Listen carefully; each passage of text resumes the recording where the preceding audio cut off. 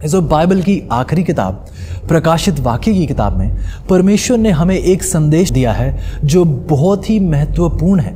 इसकी समझ प्राप्त करना बहुत ही ज़रूरी है अजीज़ों इन अंतिम दिनों में, कि जैसे यूहन्ना के द्वारा प्रभु ने दुनिया को प्रभु के पहले आगमन के लिए तैयार किया, प्रभु आज आपको और मुझे इस संदेश के द्वारा अपने दूसरे आगमन के लिए तैयार करना चाहते हैं।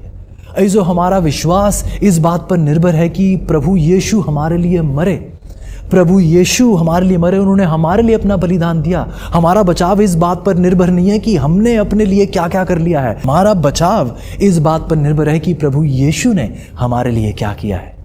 ऐसा कोई और तरीका नहीं था मानव जाति को बचाने का, इसलिए प्रभु यीशु ने अपना बलिदान दिया आपके और मेरे लिए। ऐसा प्रभु यीशु हमारे सवालों का जवाब है। प्रभु यीशु हमें माफ़ी देते हैं। प्रभु यीशु आज भी जीवनों को परिवर्तित कर रहे हैं। प्रभु यीशु का अनुग्रह और उसकी ताकत आज हमारी हो सकती है। ऐसा ये सुसमाचार इस बात का प्रचार कर रहा है कि पूरी की पूरी दुनिया, चाहे आप जहाँ कहीं भी हों, जिस किसी भी धर्म के भी हों, आज आप प्रभु यीशु के समीप आ सकते हैं और प्रभु यीशु आपको हमेशा के लिए परिवर्तित कर सकते हैं। इब्राहिम ने अपने इकलौते पुत्र को भी परमेश्वर से दूर नहीं रखा, उसको भी परमेश्वर के हाथों सौंप दिया। क्या आपने कोई चीज़ प्रभु से दूर रखी है? क्या आपके जीवन का कोई ऐसा भाग है जो अभी भी पूर्ण रूप से परमेश्वर में समर्पित नहीं है? प्रभु पुकार रहे हैं कि हम एक ऐसा जीवन जिएं जिस जीवन से प्रभु की महिमा दुनिया को नजर आए। इस आखिरी संघर्ष में, संघर्ष जो भलाई और बुराई के बीच हो रहा है, इस संघर्ष का खास फोकस जो है वो इस उपासना पर है, और ख़ास तौर से कि हम उपासना करते किसकी हैं? क्या हम उस सृष्टिकर्ता की उपासना करते हैं या फिर हम उस पशु की उपासना करते हैं? परमेश्वर पुकार रहे हैं कि हम सच्चे दिल से उस सच्चे परमेश्वर, उस सृष्टिकर्ता की उपासना करते हुए नजर आए। ऐसा आप सबका एक बार फिर इस भविष्यवाणी की पढ़ाई में मैं स्वागत करता हूँ। ऐसा उम्मीद कर रहा हूँ कि परमेश्वर आपके दिल से बात कर रहे हैं। ऐसा प्रभु की युगायुग यही चाह है कि परमेश्वर अपनी सच्चाइयों से हम सब के मनों को भर दें। और आज एक बार फिर प्रभु ने हमारे लिए एक बहुत अहम संदेश तैयार किया है। ऐसा आज हम प्रकाशित वाक्य की उस सबसे अद्भुत भविष्यवाणी की पढ़ाई में प्रवेश करने जा रहे हैं। लेकिन इससे पहले आइए प्रार्थना करते हैं और परमेश्वर के वचन में बढ़ते हैं। आइए प्रार्थना करें। प्यारे परमेश्वर, धन्यवादी हैं प्यारे प्रभु। प्रभु, आपका वचन एक सामर्थी वचन है। प्रभु, आपने एक बार फिर बहुतायत से हमारी अगुवाई की है। प्रभु, आपने बहुतायत से हमें अपनी पवित्र आत्मा का अभिषेक दिया है।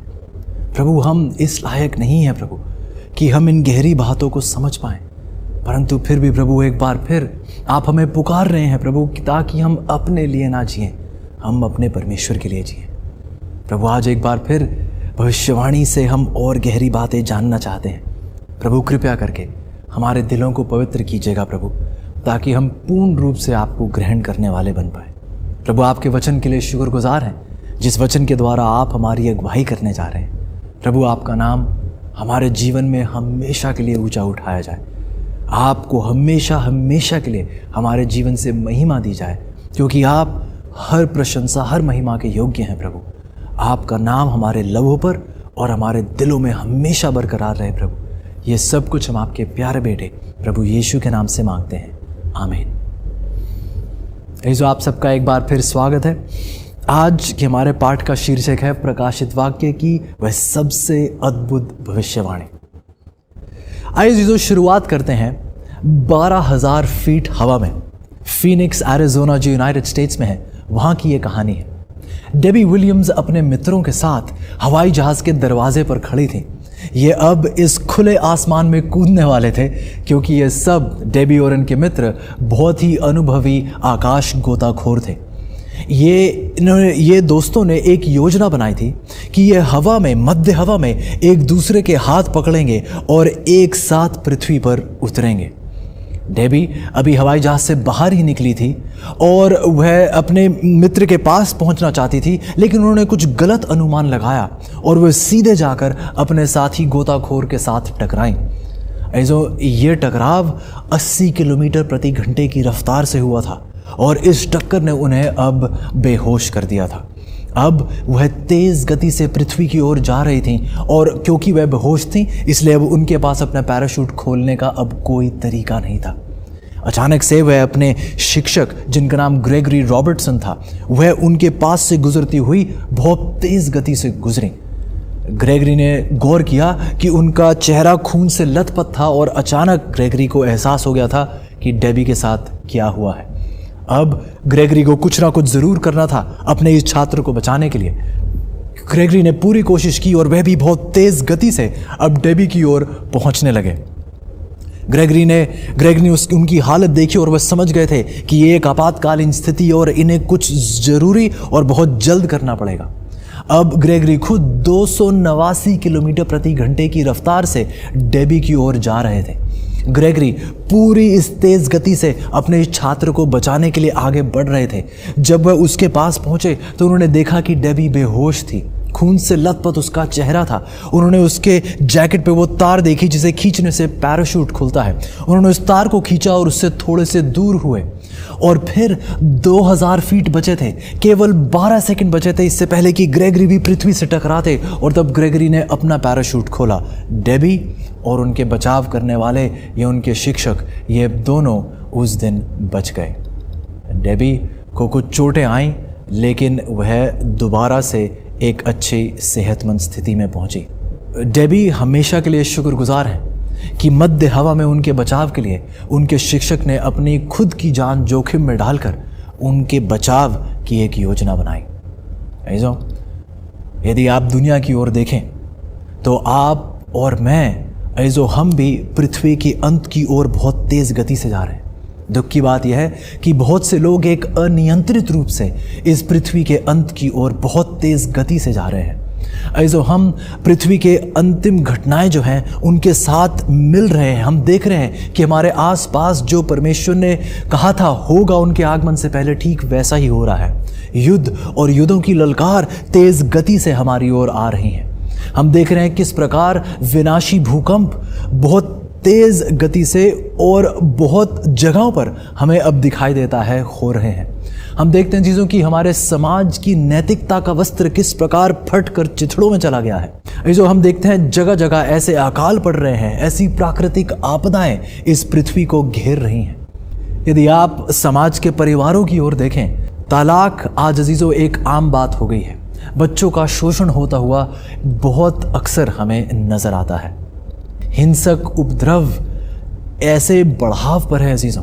यौन अनैतिकता अपने आपे से बाहर है और सुसमाचार, परमेश्वर का सुसमाचार दुनिया के कोने कोने तक पहुंच रहा है। ऐसे देशों पर प्रभाव पड़ रहा है उस सुसमाचार का जिन देशों में परमेश्वर के वचन का प्रचार करना बिल्कुल मना था।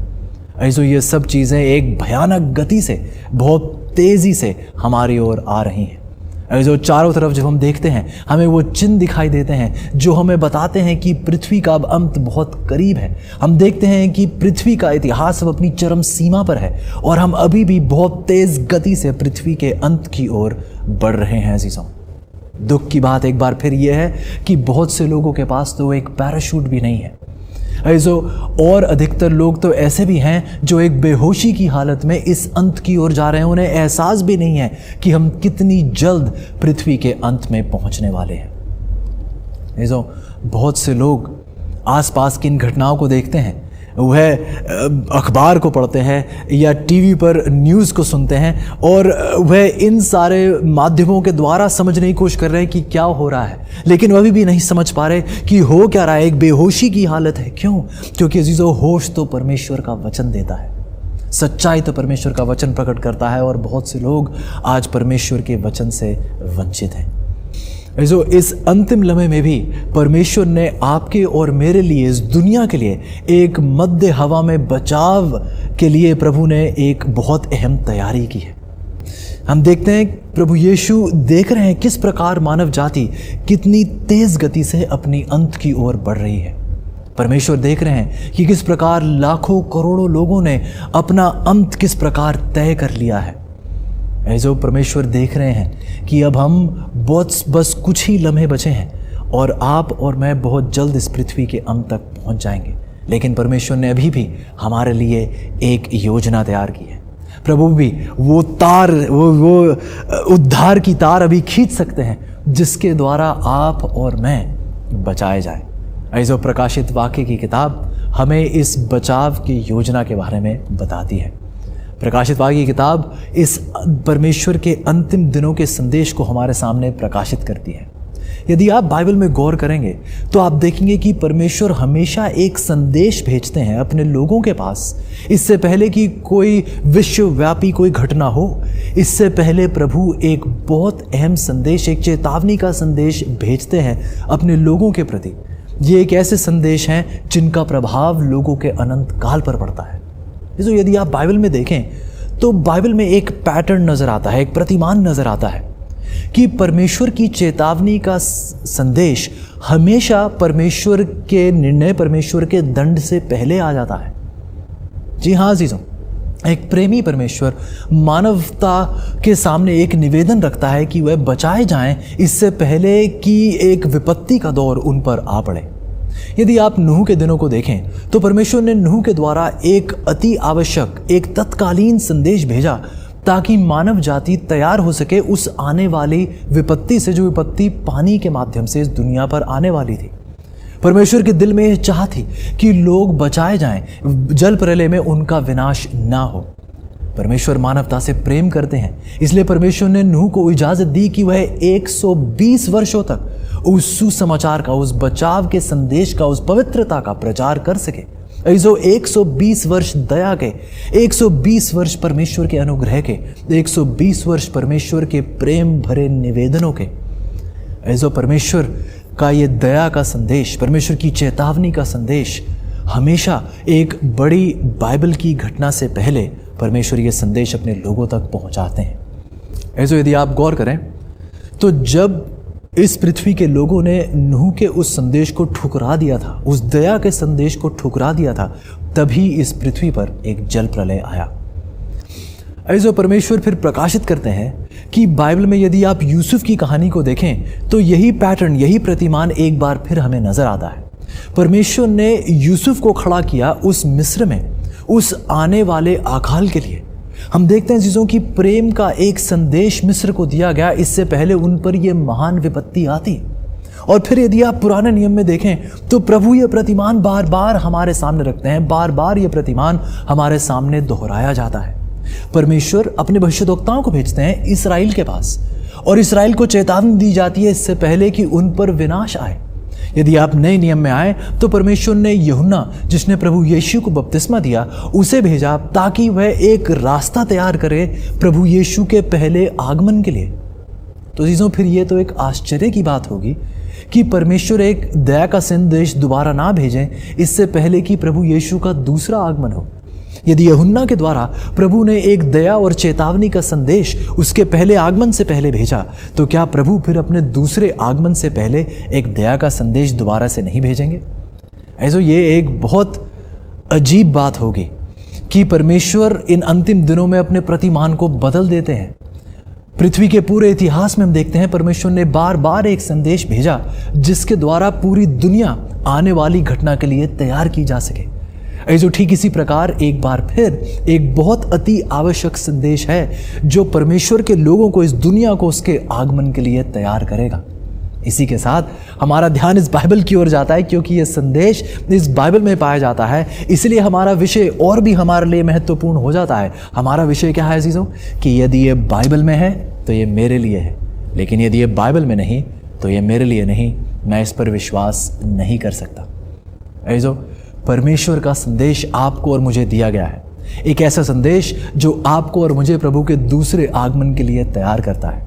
एक ऐसा संदेश जो केवल हमारे लिए नहीं, हमारे पूरे समाज के लिए है इन अंतिम दिनों में। जो बाइबल की आखिरी किताब प्रकाशित वाक्य की किताब में परमेश्वर ने हमें एक संदेश दिया है जो बहुत ही महत्वपूर्ण है। इसकी समझ प्राप्त करना बहुत ही ज़रूरी है अजीज़ों। इन अंतिम दिनों में ये उतना ही आवश्यक है जैसे नूह के दिनों में उसका संदेश ज़रूरी था, या फिर यूसुफ के दिनों में यूसुफ का संदेश ज़रूरी था, या यूहन्ना के दिनों में यूहन्ना का संदेश ज़रूरी था। आज इसी प्रकार से प्रकाशित वाक्य की किताब का ये अंतिम दिनों का संदेश एक अति आवश्यक संदेश है, एक तत्कालीन पुकार है अजीज़ों परमेश्वर के द्वारा इस दुनिया के लिए, क्योंकि इस संदेश का प्रभाव आपके और मेरे अनंत काल पर पड़ेगा अजीज़ों। ऐसो ये संदेश एक बहुत ही महत्वपूर्ण संदेश है और परमेश्वर आज हमें पुकार रहे हैं कि जैसे यूहन्ना के द्वारा प्रभु ने दुनिया को प्रभु के पहले आगमन के लिए तैयार किया, प्रभु आज आपको और मुझे इस संदेश के द्वारा अपने दूसरे आगमन के लिए तैयार करना चाहते। आइए अपने कदम बढ़ाते हैं। प्रकाशित वाक्य की 14:6 में बाइबल कहती है, फिर मैंने एक और स्वर्गदूत को आकाश के बीच में उड़ते हुए देखा, जिसके पास पृथ्वी पर के रहने वालों की हर एक जाति और कुल और भाषा और लोगों को सुनाने के लिए सनातन सुसमाचार था। यदि आप गौर कर रहे हो तो परमेश्वर के अंतिम दिनों का संदेश चित्रित किया जाता है ऐसे स्वर्गदूतों के द्वारा जो मध्य हवा में उड़ते हुए नजर आते हैं। ऐसे ये एक अति आवश्यक संदेश है।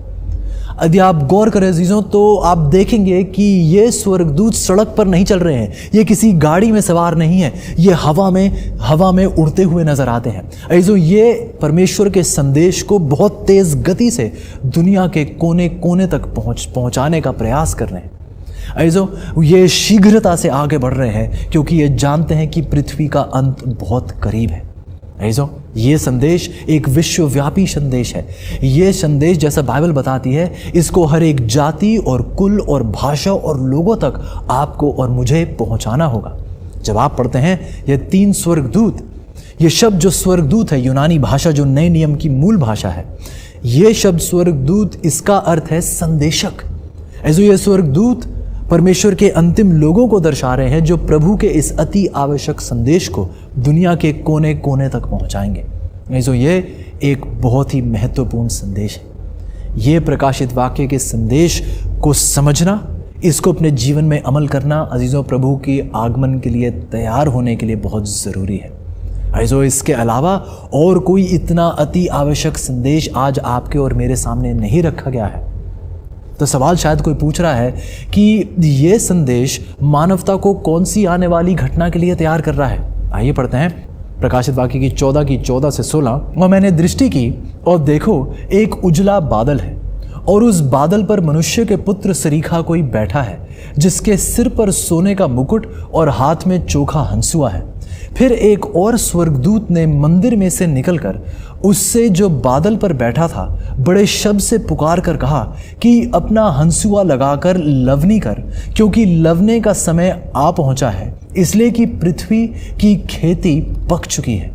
सो जो बादल पर बैठा था उसने पृथ्वी पर अपना हंसुआ लगाया और पृथ्वी की लवनी की गई। शायद ये शब्द सुनकर कोई सवाल पूछ रहा है कि भला ये पृथ्वी की लवनी, इसका क्या मतलब है? प्रकाशित वाक्य में जब ये लवनी की बात की जा रही है, कटनी की बात की जा रही है, इसका मतलब क्या है? यदि आप मत्ती की 13:39 यदि आप देखें, मत्ती की 13:39 हमें इस सवाल का जवाब देती है। बाइबल कहती है, जिस बैरी ने, प्रभु यीशु के शब्द हैं कि जिस बैरी ने उनको बोया वह शैतान है, कटनी जगत का अंत है और काटने वाले स्वर्गदूत हैं। ऐसे प्रकाशित वाक्य की किताब प्रभु यीशु के दूसरे आगमन का वर्णन इस प्रतीकवाद के साथ करती है कि प्रभु यीशु इस पृथ्वी के अंतिम फसल की कटनी के लिए आ रहे हैं। और अजीजों ये 3 स्वर्गदूतों का संदेश यदि आप गौर करें तो प्रकाशित वाक्य की 14:6 से 12 में आप वो 3 स्वर्गदूतों के संदेश को प्राप्त करते हैं। और ठीक एक आयत बाद 14 आयत में हमें प्रभु यीशु का आगमन नजर आता है। जिसका मतलब ये कि ये 3 स्वर्गदूतों का संदेश मानव जाति को परमेश्वर के आगमन के लिए तैयार करने के लिए दिया गया है अजीजों। ये एक ऐसा संदेश है जिसके द्वारा परमेश्वर चाहते हैं कि इस पृथ्वी के इन अंतिम लम्हों में आप और मैं उसके आगमन के लिए तैयार हों, क्योंकि बहुत जल्द प्रभु यीशु एक तेजस्वी रूप से, एक भव्य रूप से बहुत जल्द अपने लोगों को लेने के लिए आ रहे हैं। एक नया दिन का उदय होगा अजीजों जब प्रभु यीशु अपने दूसरे आगमन में आएंगे। ऐसे हम देखते हैं कि आकाश प्रभु की महिमा से जगमग हो उठेगा। पाप का जो शासन है उसका एक अंत किया जाएगा। प्रभु यीशु अपने लोगों को लेने के लिए आएंगे ताकि उसके लोग उसके साथ अनंत काल बिता सकें। लेकिन अजीजों इससे पहले कि परमेश्वर आए, उन्होंने एक बहुत ही अहम संदेश अपने लोगों को भेजा है ताकि वह उसके साथ अनंत काल बिताने के लिए तैयार किए जाएं। बाइबल बताती है प्रकाशित वाक्य की 14:6 में, प्रकाशित वाक्य की 14:6, फिर मैंने एक और स्वर्गदूत को आकाश के बीच में उड़ते हुए देखा, जिसके पास सुनाने के लिए सनातन सुसमाचार था। ऐसो प्रकाशित वाक्य का ये संदेश एक सुसमाचार का संदेश है। ऐसो ये सुसमाचार प्रभु यीशु का सुसमाचार है। ये सुसमाचार ये बताता है कि प्रभु यीशु हमारे पापों की माफ़ी देते हैं। हमारे गुनाह प्रभु यीशु के द्वारा हमेशा के लिए दूर किए जा सकते हैं। हमारी निंदा हमेशा के लिए ख़त्म हो सकती है। ऐसो ये दोषारोपण की आवाज़ें जो उठ खड़ी होती हैं हमारे विरुद्ध, ये आवाज़ें हमेशा के लिए ख़त्म हो सकती हैं। ऐसो ये सुसमाचार इस बात की खुशखबरी है कि पाप की जकड़ हमारे जीवन पर जो है ये हमेशा के लिए ख़त्म हो सकती है। पाप की जंजीरें जो हमें बांधे रखती हैं, ये हमेशा के लिए तोड़कर ख़त्म की जा सकती हैं। ऐसो ये सुसमाचार का संदेश इस बात का प्रमाण है कि प्रभु यीशु हमारी कैद को हमेशा के लिए खत्म करना चाहते हैं। प्रभु यीशु के द्वारा आप और मैं एक आज़ाद जीवन व्यतीत कर सकते हैं। पौलुस के शब्द सुनेगा अजीजों, जब वह इस सुसमाचार के विषय में बताते हैं पहले कुरिन्थियों की 15:3 और 4 में, इसी कारण मैंने सबसे पहले तुम्हें वही बात पहुंचा दी जो मुझे पहुंची थी, कि पवित्र शास्त्र के वचन के अनुसार यीशु मसीह हमारे पापों के लिए मर गए और गाड़े गए और पवित्र शास्त्र के अनुसार तीसरे दिन जी भी उठे। ऐसो ये अनंत काल का सुसमाचार, ये सनातन सुसमाचार, सुसमाचार क्यों है? क्योंकि ये प्रभु यीशु का सुसमाचार है, और क्योंकि प्रभु यीशु का कोई अंत नहीं है, इस सुसमाचार का कोई अंत नहीं है। आइए इस सुसमाचार की गहराई में जाने की कोशिश करते हैं। पहली बात हम ये देखते हैं, इस सुसमाचार में हमें सिखाया जा रहा है कि प्रभु यीशु हमारे पापों के लिए मरे। जो सुसमाचार का केंद्र प्रभु यीशु की मृत्यु है।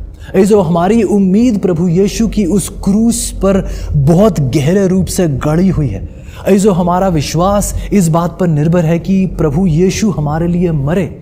प्रभु यीशु हमारे लिए मरे, उन्होंने हमारे लिए अपना बलिदान दिया। हमारा बचाव इस बात पर निर्भर नहीं है कि हमने अपने लिए क्या क्या कर लिया है। हमारा बचाव इस बात पर निर्भर है कि प्रभु यीशु ने हमारे लिए क्या किया है।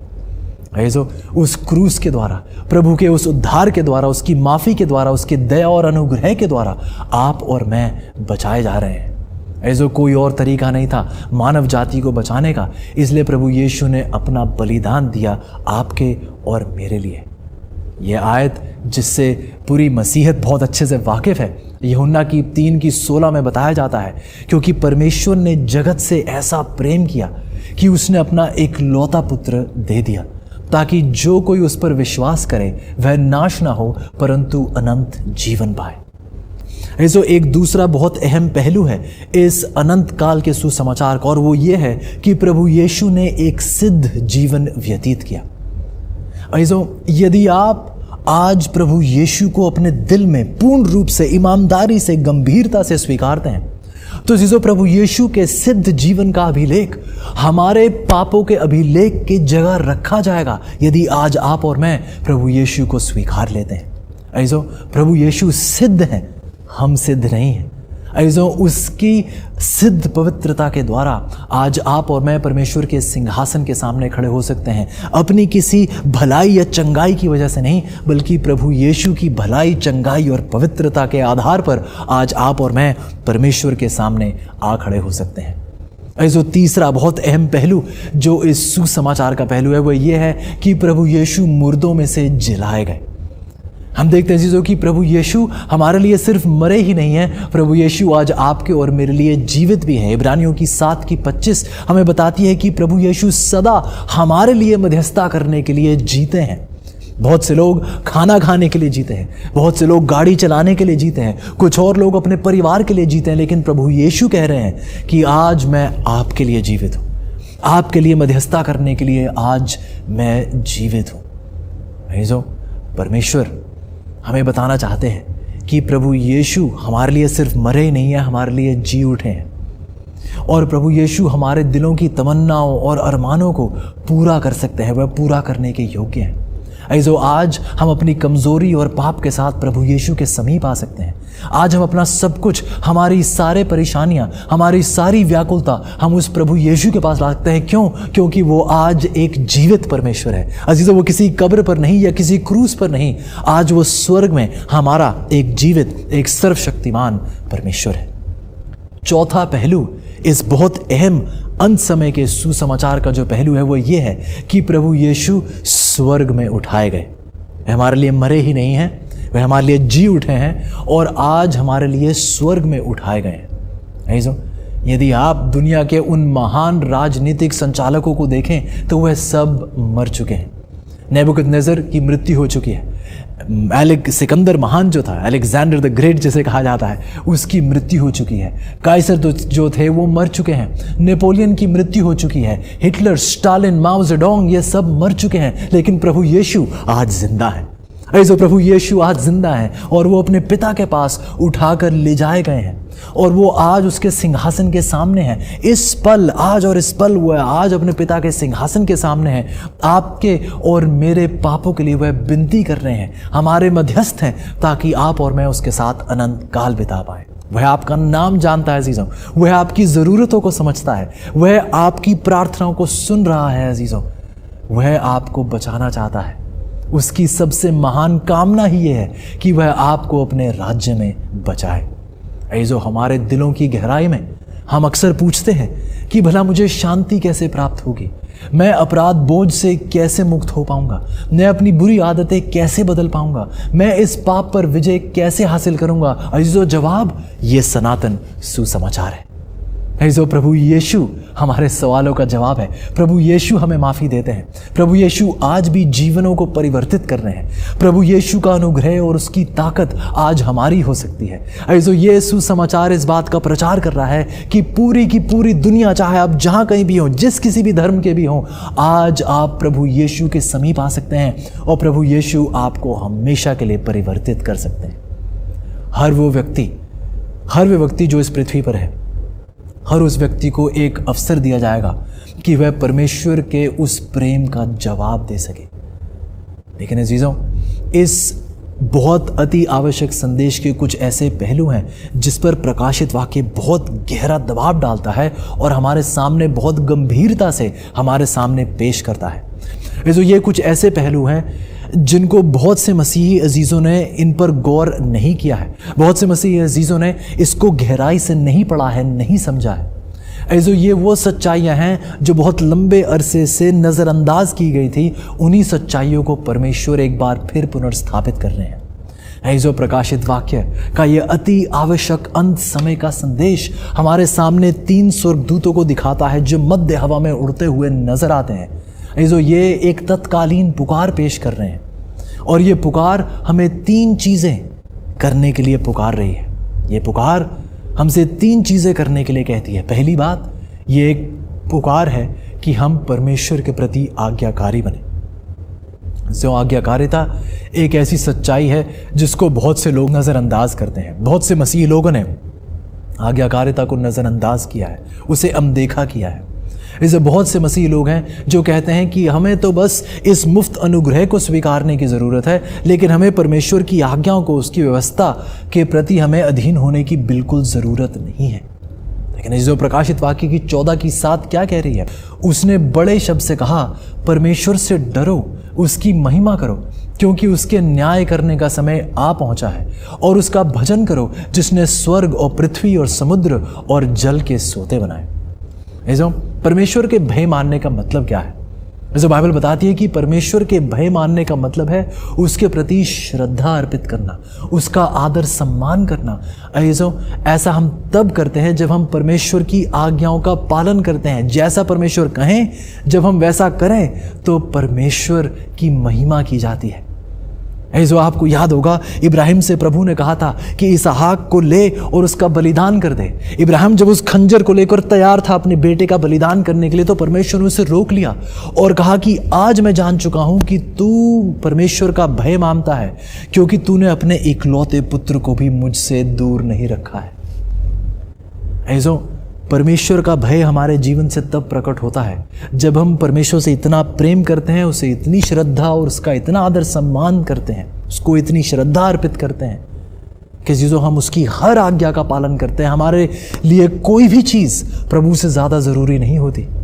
इब्राहिम ने अपने इकलौते पुत्र को भी परमेश्वर से दूर नहीं रखा, उसको भी परमेश्वर के हाथों सौंप दिया। क्या आपने कोई चीज़ प्रभु से दूर रखी है? क्या आपके जीवन का कोई ऐसा भाग है जो अभी भी पूर्ण रूप से परमेश्वर में समर्पित नहीं है? जो परमेश्वर पुकार रहे हैं कि आइए हम परमेश्वर का भय मानना सीखें।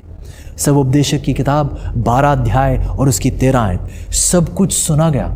अंत की बात यह है कि परमेश्वर का भय मान और उसकी आज्ञाओं का पालन कर, क्योंकि मनुष्य का संपूर्ण कर्तव्य यही है।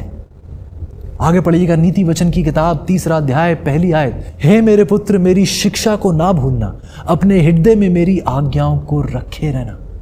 ऐसो एक ऐसे युग में जब नैतिकता टूटती चली जा रही है, परमेश्वर अपने लोगों को पुकार रहे हैं कि हम परमेश्वर के आज्ञाकारी बने, उसकी आज्ञाओं के प्रति हम वफादार बने। ऐसो परमेश्वर अपने लोगों को पुकार रहे हैं कि परमेश्वर की दी हुई हर आज्ञा का हम पालन करते हुए नजर आए। प्रकाशित वाक्य की 14 ऐसो एक अंतिम समय के लोगों का वर्णन करती है। उनका वर्णन कुछ इस प्रकार किया जाता है, ध्यान से सुनिएगा। प्रकाशित वाक्य की 14 की 12, पवित्र लोगों का धीरज इसी में है जो परमेश्वर की आज्ञाओं को मानते और यीशु पर विश्वास रखते हैं। ऐसे यदि आप गौर करें तो प्रकाशित वाक्य की 14 की 12 हमें बता रही है कि परमेश्वर के अंतिम समय के लोग वो लोग हैं जो परमेश्वर की आज्ञाओं को मानते हैं। ऐसे ये एक बहुत अहम पहचान चिन्ह है परमेश्वर के अंतिम लोगों का कि वह परमेश्वर की संपूर्ण आज्ञाओं का पालन करते हैं। प्रकाशित वाक्य की 14 की 7 हमें बताती है, उसने बड़े शब्द से कहा, परमेश्वर से डरो और उसकी महिमा करो, क्योंकि उसके न्याय करने का समय आ पहुंचा है। ऐसो परमेश्वर का ये अंत समय का संदेश हमें पुकारता है कि हम परमेश्वर का भय माने, या इसका मतलब यह है कि हम उसकी आज्ञा का संपूर्ण मन से पालन करें। ऐसो दूसरी बात जो हमें इस पहले स्वर्गदूत के संदेश से सीखने को मिलती है वह यह कि परमेश्वर हमें पुकार रहे हैं कि हम परमेश्वर की महिमा करें। शायद किसी के मन में यह सवाल है कि परमेश्वर की महिमा किस प्रकार की जाती है, इसका मतलब क्या है? ऐसो परमेश्वर की महिमा करने का मतलब है उसका सम्मान करना अपनी जीवन शैली के द्वारा।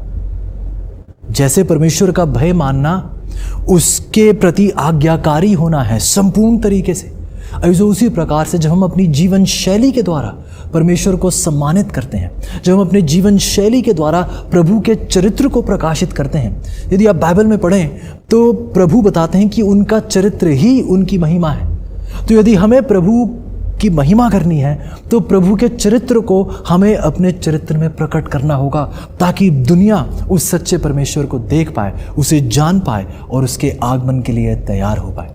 ऐसो ये अंतिम दिनों के संदेश एक पुकार है कि हम परमेश्वर को सम्मान दें, और जो परमेश्वर को सम्मान हम अपनी देह के द्वारा दे सकते हैं। ऐसो जिस तरीके से हम अपनी इस देह का ख्याल रखते हैं या ख्याल नहीं रखते हैं, ये दुनिया के सामने प्रकाशित करता है कि हम परमेश्वर को सम्मान देते हैं या नहीं। ऐसो इस सम्मान में हम क्या खाते हैं, क्या पीते हैं, हम कैसे जीते हैं, ये सब कुछ इस संदेश में शामिल है। पहले कुरिन्थियों की 10 की 31 यदि आप पढ़ें तो तुम चाहे खाओ, चाहे पियो, चाहे जो कुछ करो, सब कुछ परमेश्वर की महिमा के लिए करो। रोमियो की 12 की 1 हमें बताती है अजीजों, इसलिए हे भाइयों, मैं तुमसे परमेश्वर की दया स्मरण दिलाकर विनती करता हूं कि अपने शरीरों को जीवित और पवित्र और परमेश्वर को भाता हुआ बलिदान करके चढ़ाओ, यही तुम्हारी आत्मिक सेवा है। ऐसो हमारे शरीर, हमारी ये देह कोई मनोरंजन घर नहीं है, ये परमेश्वर, उस जीवित परमेश्वर का मंदिर है। तो जीजो बाइबल अब हमें बता रही है कि ऐसे दौर में जिसमें आप और मैं जी रहे हैं, हमें क्या करना चाहिए। ऐसो मसीही होते हुए हमें उस सुसमाचार को स्वीकारना है। हम प्रभु यीशु के अनुग्रह के द्वारा बचाए जा रहे हैं, और परमेश्वर हमारे सामने एक बहुत महत्वपूर्ण निवेदन रख रहे हैं कि हम प्रेम पूर्वक परमेश्वर की आज्ञाओं का पालन करते हुए नजर आएं, उसकी महिमा करते हुए नजर आएं। और ये महिमा हम किस प्रकार से अपना जीवन व्यतीत करते हैं, इससे तय किया जाएगा कि हम उसकी महिमा करते हैं या नहीं। तो जो हम देख रहे हैं कि उसके भय मानने का मतलब क्या है, हम देख रहे हैं कि परमेश्वर कहते हैं कि आइए हम उसकी महिमा करें। प्रभु पुकार रहे हैं कि हम एक ऐसा जीवन जिएं जिस जीवन से प्रभु की महिमा दुनिया को नजर आए। ये जो आगे बढ़ते हुए प्रकाशित वाक्य की 14:7 में हमें बताया जाता है, प्रकाशित वाक्य की 14:7, उसका भजन करो जिसने स्वर्ग और पृथ्वी और समुद्र और जल के सोते बनाए हैं। जो ये संदेश हमें किसकी उपासना करने के लिए पुकार रहा है? जो ये संदेश पुकारता है कि हम उस सृष्टिकर्ता की उपासना करें जिसने आकाश और पृथ्वी को रचा है। जो यहाँ पर एक अति आवश्यक, एक तत्कालीन संदेश पृथ्वी के इन अंतिम दिनों में हमारे सामने रखा जा रहा है। यह संदेश एक पुकार है अजीजों कि हम उस सृष्टिकर्ता की उपासना की ओर आएं। जो एक ऐसे दौर में जहां ये लोग ये मानने लगे कि हम बंदरों से आए हैं, कि हमें लाखों करोड़ों साल लगे हैं एक बंदर से इंसान बनने के लिए। जो इस झूठ के ठीक विरुद्ध ये सच्चाई, परमेश्वर का ये वचन हमें पुकार रहा है कि हम जो मानते हैं कि हम अपने सृष्टिकर्ता के हाथों से रचे गए हैं, आइए अजीजों हम उस परमेश्वर के करीब आएं, आइए हम उस परमेश्वर की आराधना उपासना करना सीखें। ये जो प्रकाशित वाक्य की 14:7 एक निवेदन है कि हम उस सच्चे सृष्टिकर्ता की उपासना करें जिसने स्वर्ग और पृथ्वी को रचा है। ये जो छोटे से छोटे कण से लेके उस विशाल प्रकाश युग तक पूरे की पूरी प्रकृति हमें पुकार रही है कि हम उस प्रेममय सृष्टिकर्ता की आराधना उपासना करें। ये जो हमारी आराधना का आधार ही ये है, ये सच्चाई कि हम अपने सृष्टिकर्ता परमेश्वर के द्वारा रचे गए हैं। प्रकाशित वाक्य की 4:11 पढ़ते हैं जीजों। हे हमारे प्रभु और परमेश्वर, आप ही महिमा और आदर और सामर्थ के योग्य हैं, क्योंकि आप ही ने सब वस्तुएं सृजी हैं और वह आपकी इच्छा से थीं और सृजी गई हैं। इस आखिरी संघर्ष में, संघर्ष जो भलाई और बुराई के बीच हो रहा है, जो इस संघर्ष का खास फोकस जो है वो इस उपासना पर है, और खास तौर से कि हम उपासना करते किसकी हैं? क्या हम उस सृष्टिकर्ता की उपासना करते हैं या फिर हम उस पशु की उपासना करते हैं? जो ये संदेश एक पुकार है कि हम परमेश्वर के चिन्ह को स्वीकारें, उसके वफादारी के चिन्ह को स्वीकारें, ना कि पशु की छाप को स्वीकारें। बाइबल हमें पुकार रही है कि हम परमेश्वर की आज्ञा का पालन करें, उसका भय मानें, कि हम परमेश्वर की महिमा करें, कि हम परमेश्वर की आराधना उपासना करें। इस जो प्रकाशित वाक्य का ये अंतिम संदेश हमें पुकार रहा है कि हम सृष्टिकर्ता की आराधना करें। तो इस संदेश के द्वारा, इस पहले स्वर्गदूत के संदेश के द्वारा हमने ये पाया है अजीजों कि मसीही लोगों को इन अंतिम दिनों में क्या करना चाहिए। उन्हें परमेश्वर की आज्ञाओं का पालन करने की ज़रूरत है और अपने जीवन शैली के द्वारा परमेश्वर की महिमा करने की ज़रूरत है। ऐसा हमने देखा है कि परमेश्वर हमारे सृष्टिकर्ता हैं, उसने हमें रचा है और वो हमारी निष्ठा के योग्य हैं। तो आइए आगे जाकर एक बहुत महत्वपूर्ण भाग देखते हैं इस संदेश का। बाइबल कहती है प्रकाशित वाक्य की 14:7 में, परमेश्वर से डरो, उसकी महिमा करो, क्योंकि उसके न्याय करने का समय आ पहुंचा है। ऐसो इस अंतिम संदेश में यदि आप गौर करें तो अंतिम संदेश ये नहीं कह रहा है कि परमेश्वर के न्याय का लम्हे आने वाला है या आगे किसी भविष्य के दिन में आएगा। नहीं अजीजों, बाइबल कह रही है कि परमेश्वर के न्याय का समय आ पहुंचा है। क्या ये मुमकिन है कि आज आप और मैं इस न्याय के लम्हे में जी रहे हैं और हम इसके बारे में जानते तक नहीं? इसके विषय में हम आगे आने वाले हमारे पाठों में और गहराई से इसके विषय में पढ़ेंगे अजीजों। यदि आप गौर करें तो आज दुनिया की ओर आप देखें तो जो चुनाव आज दुनिया में किए जा रहे हैं, जो चुनाव आज आप और मैं कर रहे हैं, वो ये तय कर रहे हैं कि हमारा अनंत काल कहाँ बिताया जाएगा, परमेश्वर के साथ या हमेशा के लिए खत्म होकर। जो प्रभु यीशु के दूसरे आगमन से पहले स्वर्ग के उस अंतिम न्याय में ये तय किया जा रहा है कि किसको क्या प्रतिफल मिलेगा, अनंत जीवन या फिर अनंत मृत्यु। प्रकाशित वाक्य की किताब एक अनंत विकल्पों की किताब है। प्रकाशित वाक्य की 22:12 यदि आप पढ़े, देख मैं शीघ्र आने वाला हूं और हर एक के काम के अनुसार बदला देने के लिए प्रतिफल मेरे पास है।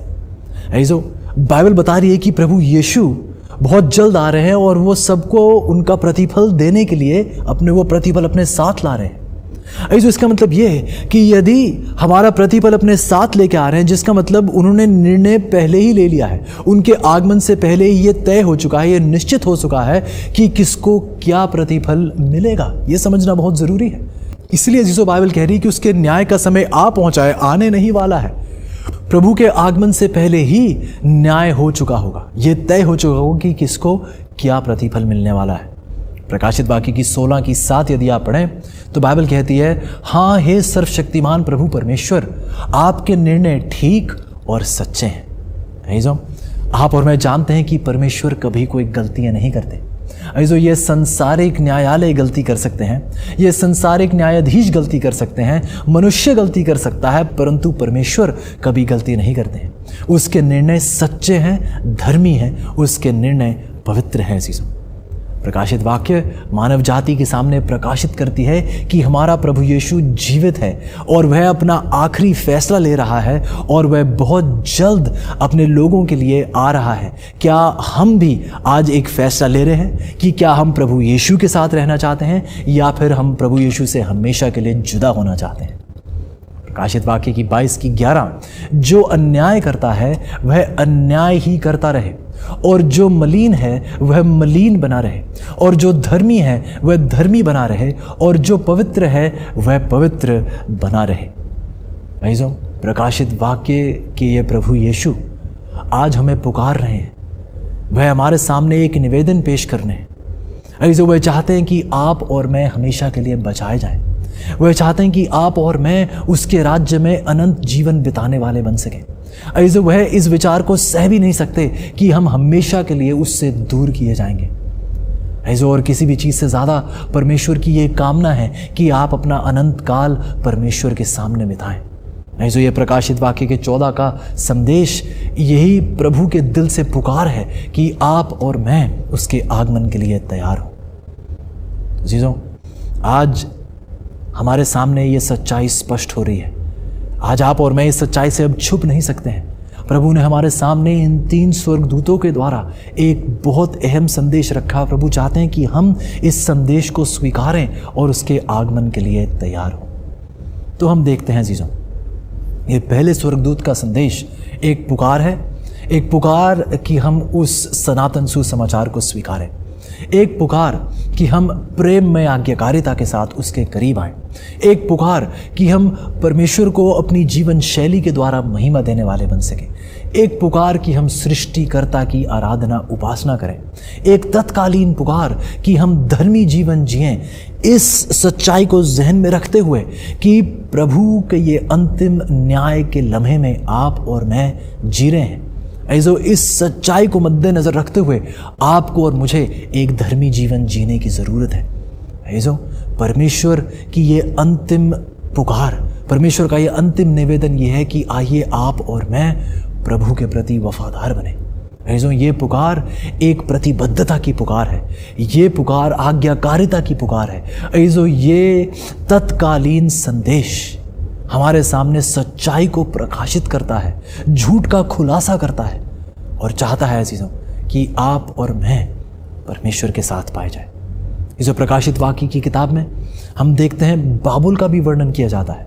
हम देखते हैं कि बाबुल, इसके बारे में एक पूरा संदेश हम सिर्फ बाबुल के विषय में देखेंगे कि किस प्रकार बाबुल आत्मिक उलझन का प्रतिनिधित्व करता है।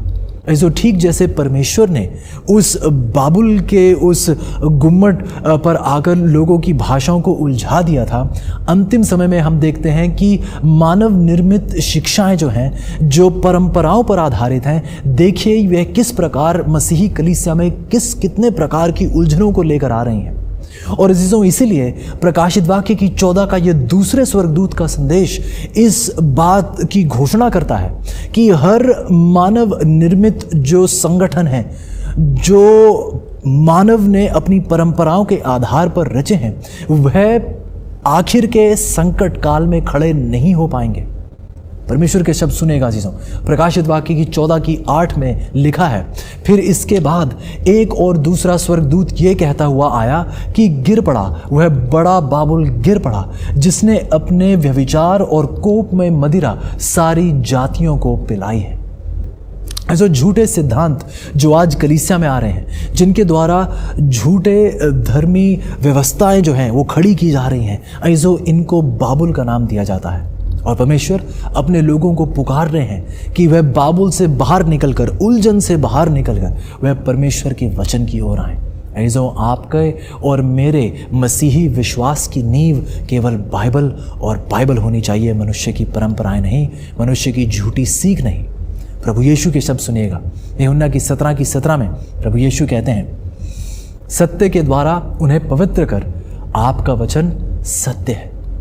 ऐसो प्रकाशित वाक्य की 14 का संदेश हमारा संचालन कर रहा है कि हम सच्चाई की ओर आए। इस अंतिम समय में परमेश्वर अपने लोगों का संचालन कर रहे हैं अपने वचन की ओर।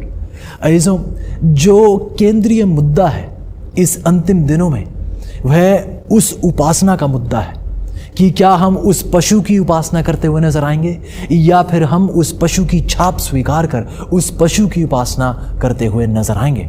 आइए एक बार फिर प्रकाशित वाक्य की 14 की 6 और 7 बाइबल कहती है, फिर मैंने एक और स्वर्गदूत को आकाश के बीच में उड़ते हुए देखा, जिसके पास पृथ्वी पर के रहने वालों की हर एक जाति और कुल और भाषा और लोगों को सुनाने के लिए सनातन सुसमाचार था। और उसने बड़े शब्द से कहा, परमेश्वर से डरो और उसकी महिमा करो, क्योंकि उसके न्याय करने का समय आ पहुंचा है।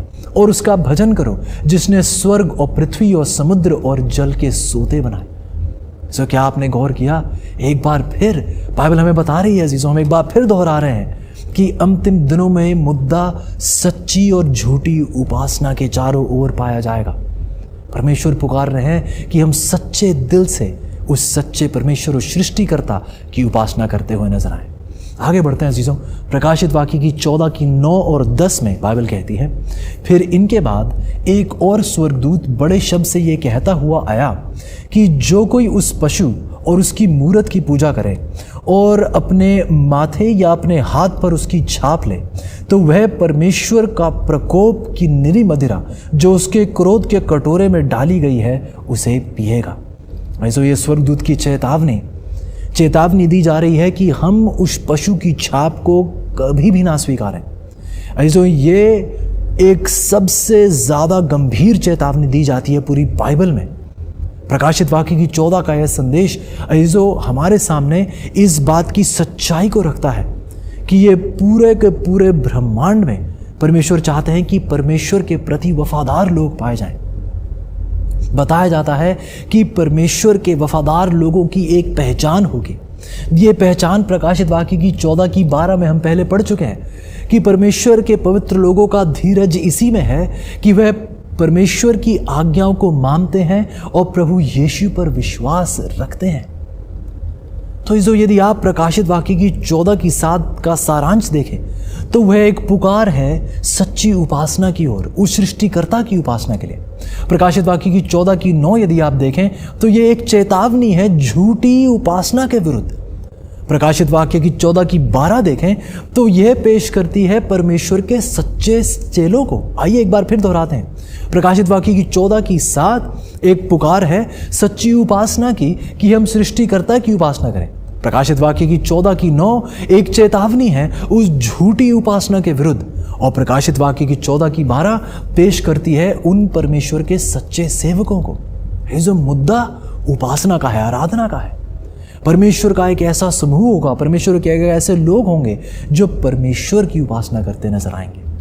ऐसो इस अंतिम दिनों के इस संदेश में एक चेतावनी दी जा रही है शैतान के उन धोखों के विरुद्ध जो धोखे वो परमेश्वर के लोगों पर इन अंतिम दिनों में ला रहा है। ऐसो ये संदेश एक निवेदन है परमेश्वर की ओर से कि हम पूर्ण रूप से आत्मसमर्पण करके अपने जीवन को हमेशा के लिए परमेश्वर में सौंप दें और परमेश्वर से विनती करें कि वह हमें सच्चाई में चलने की दृढ़ता, साहस और मजबूती दे। ये जो परमेश्वर की क्या कामना है अपने अंतिम लोगों के दिनों के लिए, जिसे उसकी ये कामना है कि हमारे दिल उसके प्रति वफादार हो, कि हमारे दिल से एक इच्छुक आज्ञाकारिता उभरे। जो क्या आप अपने आत्मिक जीवन में, क्या आपने कभी ये कहा है कि परमेश्वर मैं अपना सब कुछ आपके नाम करता हूँ, परमेश्वर मेरा जो कुछ है और मैं जो कुछ भी हूं पूर्ण रूप से सब आपका है। ऐसा अंत में मैं आपके सामने एक बहुत अहम कहानी को रखना चाहूँगा। एक नौजवान की कहानी बताई जाती है जो एक बहुत ही बुरे एक्सीडेंट में शामिल होता है। एक ऐसा एक्सीडेंट जो उसे तकरीबन मृत्यु के बहुत करीब ले आता है। हम देखते हैं कि जब इस अस्पताल लाया गया तो इसके अंदरूनी अंग जो थे इन पर बहुत चोट पहुंची थी। डॉक्टर इस पर एक बहुत नाजुक सर्जरी कर रहे थे। जब सर्जरी पूरी हुई तो यह कमरे में लेटा हुआ था। इसका शरीर अब बहुत कमज़ोर हो चुका था। डॉक्टर ने आदेश दिया कि इसको खून चढ़ाने की ज़रूरत पड़ेगी। जल्द ही खोज होने लगी एक रक्तदाता की, एक ऐसा रक्तदाता जिसका रक्त प्रकार इस लड़के के जैसा ही हो। जब खोज हो रही थी तो लड़के के पिता ने जवाब दिया कि मैं अपने बेटे को खून दूंगा। ये ऐसे दिन थे जब अस्पतालों में डायरेक्ट ब्लड ट्रांसफ्यूजन किया जाता था, जिसका मतलब ये कि यदि आप रक्तदाता हैं तो एक नली आपके नस में डाली जाएगी, आपके शरीर के एक नस में डाली जाएगी, जिससे रक्त उस नली से सीधे रूप से वो नली अब उस व्यक्ति के शरीर में जाएगी जिसे आप खून देना चाहते हैं। हम देखते हैं कि नर्स आई और उन्होंने एक नली इस पिता की नस में लगाई और दूसरी नली सीधे उस बच्चे के शरीर में। पिता और बेटा दोनों एक बिस्तर पर लेटे हुए थे। पिता ने अपने बेटे की ओर देखा कि बेटा कितनी कमज़ोर स्थिति में पड़ा हुआ था।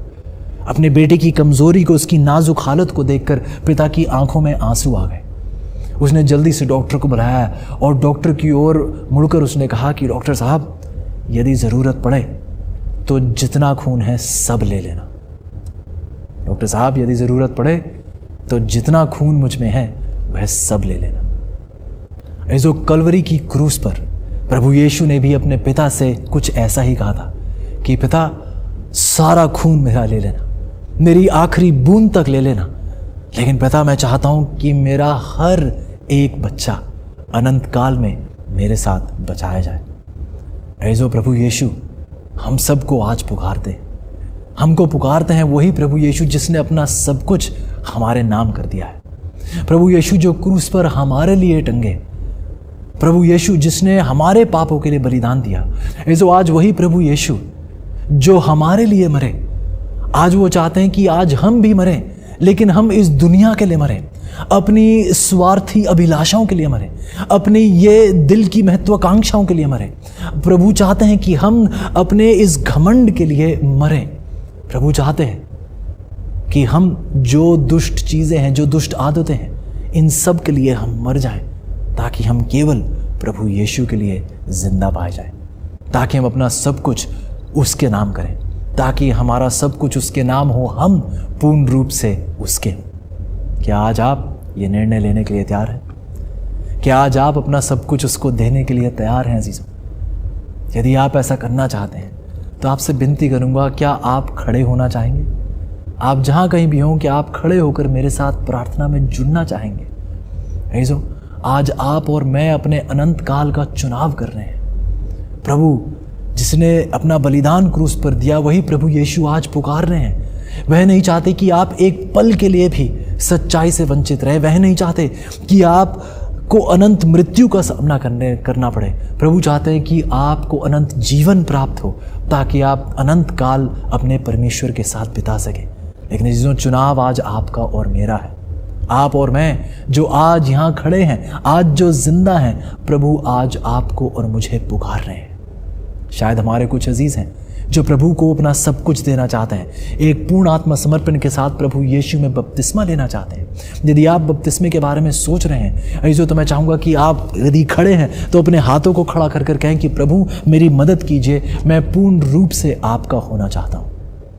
अजीज़ों, यदि आपकी ये इच्छा है, यदि आप परमेश्वर को अपना जीवन सौंपना चाहते हैं, उसके साथ हमेशा के लिए जुड़ना चाहते हैं, बपतिस्मे के द्वारा उसके होना चाहते हैं, चाहूँगा अजीज़ों फिर आप अपने सरों को झुकाएं और आइए प्रभु के साथ प्रार्थना में जुड़ते हैं। आइए प्रार्थना करें। प्यारे परमेश्वर, धन्यवाद ही हैं प्यारे प्रभु। प्रभु एक बार फिर आपने हमें पुकारा है। प्रभु एक बार फिर आपके वचनों ने हमारे दिल को सच्चाई से और खुशी से तृप्त किया है।